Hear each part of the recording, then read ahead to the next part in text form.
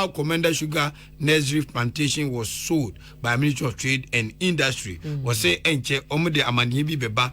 The Ministry of Trade and Industry fa so ma Komenda ahwedi fu omo sha so mudua sugar factory when no na yekoka. It is already no madua emenanyini. Bi amano na wokoka yeso wapeja one sen.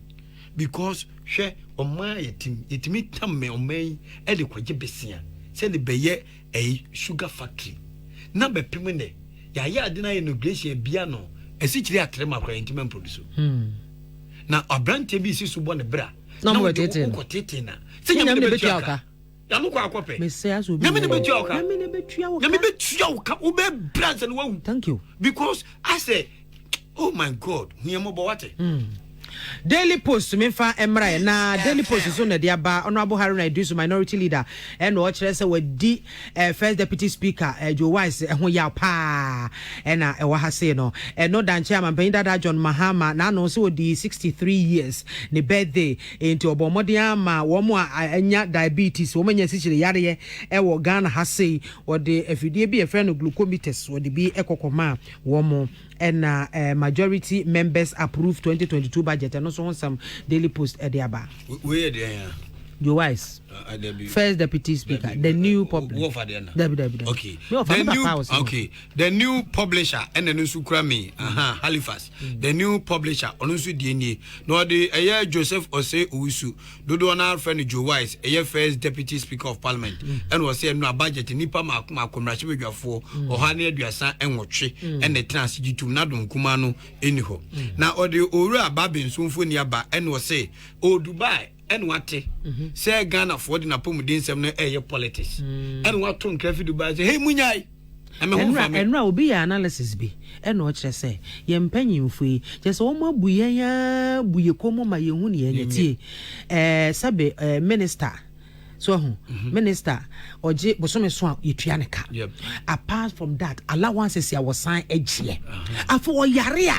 Na no sie yan san ko tua ne medical bill enti akatua na woje no wo de ye de emra ne yale Ghana mra wo de ye de yale kohwoko emra ne yale no ye be da system me no me no ye dimi go system one day obi beba obewo the nation at heart. Thank you na ka se nipa nyani nipa bonfo broskoto sa ne mani nyina ji san no mani nyina for one day na nyame ni ho nyame beti empire bo one day because minimi de enti amanwofo ne the smallest group e wo man mu amanwofo mu no so nche chichafo omo no so nche doctors omo no so nche journalists omo no so nche fitafo enso omo na omamu saade ne adododie nyina saade ba ko ne se aye wa akrofo mienu na na obi writer bia meka ya se akrofo mienu no ye de odi tuo ba so anadwo ebeje e na de wa nkasa wato aba amano ese wonye won san chichiri wo freedom won san mu komu ensan piso biama hwe yankase amfo obi apom dense yale de obi atimi yale metimi ayale nyame hu mobno mo me hu ba me na me na me ma ne ma adwuma efuyi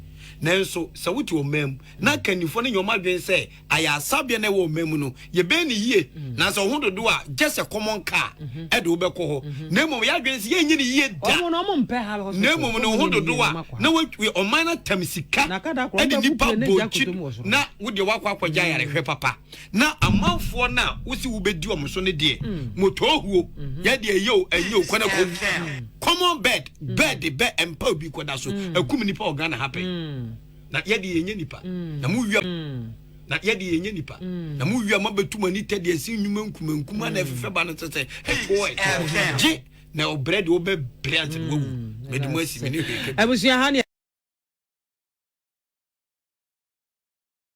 dia me ya wo mi wia se ne se papa ni be wo wie na afa na mo bone samrane papa ni be wo wie na afa na mo ka kire se one the first president who was able to do free education for the whole Ghanaians.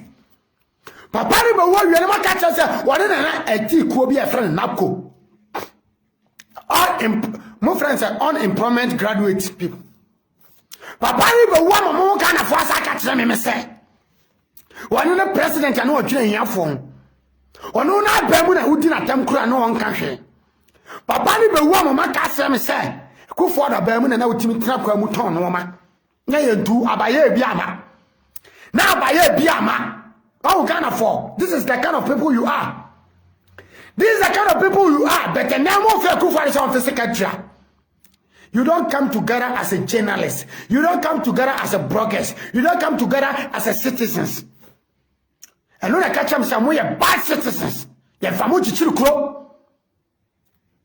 More bad citizens. You're famous to club. Citizens are able to come and this is a dear time and Sanama video. And just you can't someone go a bit and Sanama follow you. And just you go and Sanama me a star. Me pesta biayo. Massa me bomb bro. Chale me a serious show. Chale, I don't depend on MPP and ECO. Chale, I know where I came from. Oh. I know where I start life from. Me catch on me confirm the yogurt. I'll never stop saying this. I know the Ghana I belong to, no. Obi a person including our every parliament, every court to them, every handful, every foreign one different to me. And you people are disgracing him as somebody you never hear in Ghana. Mu kuru ufise obi amonte mu ne no mapa na se mu ni suma da wo Ghana ha ene ka wudi na tema wa edi hello ya nya ohwe na na do de wudi na tema obi antwechew national security kura yedin odi ase ya mese papa we ne se mra because of say we mra nimni Oye lawyer kese ntimra ena obeli betimi dia Ghana fo ama Ghana fo achenedi senya mra dia nanado e kwana uyiro mu huyo ala wansi na utua no mu huyo e chicha fo na utua mu ka mu huyo na kono mu huyo conference na ubie no Ghana fo wa control mu huyo propaganda na ede o entro na ede o yamunu ofini enimu yo yensa no Ghana fo ya de o enti emra nana emra na de ba boy yafo ma wotwene ehun yenua ma wo so mu ko school free enyanka na nwisia mo bra wafo na meme kasa ma wo mu no wo mu tina ma ba social media o I don't deserve to disgrace myself or to talk on social media to insult anybody. I'm nobody to nobody. But I care for your good things, your good dream. And Ghanaians are not buying your good dream. So which I was not even like those people they call themselves graduates. But I care what you're doing. Ghana ni railway sinajimo. Journalists be at me kan wasem do. Wo mo faso kotofo suntalehye. Wo mo twamu ho ekoba. Journalists be at me kotan radio station kan wasem.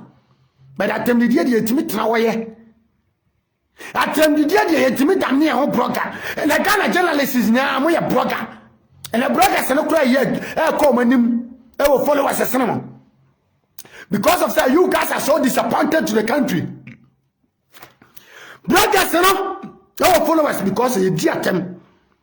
So journalists are Ghana nyina start atem the dia. Have pay followers. You are ashamed of your qualification. You are ashamed of your so-called, the name you put in yourself, journalist. And you're journalist, but it's a captain smart. And it was a journalist, and you're a broker, or a broker. Don't tell me, say, a captain smart TV, a TV station, bio. And I mean, Sabato TV, I'm a tiano, Minion packet, whoa. Niana me be a madio. Manquayo be a human sound. Me be a Sabato TV, by myself. By my